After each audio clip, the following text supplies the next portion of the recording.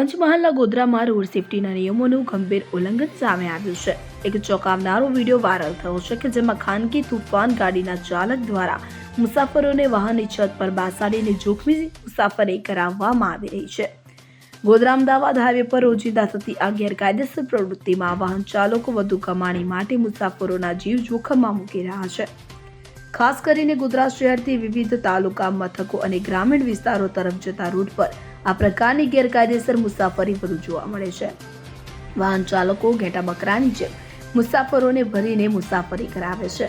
આ સમગ્ર મામલામાં સૌથી ચિંતાજનક બાબત એ છે કે પોલીસ અને આરટીઓ વિભાગ આ ગેરકાયદેસર પ્રવૃત્તિ સામે આંખ આડા કાન કરી રહ્યા છે.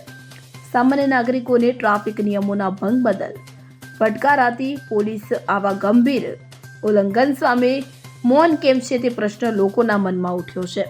સરકાર રોડ સેફટી અંગે જાગૃતિ અભિયાન ચલાવી રહી છે ત્યારે આવી ઘટનાઓ ટ્રાફિક પોલીસની કામગીરી પર પણ પ્રશ્નાર્થ ઊભો કરે છે. કોઈ મોટી દુર્ઘટના સર્જાય તે પહેલા સંબંધિત વિભાગોએ કડક કાર્યવાહી કરવી જરૂરી બની જવા પામી છે.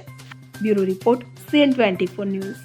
હવે જુઓ દેશ દુનિયાની તમામ ખબરો તમારી આંગળીના ટેરવે.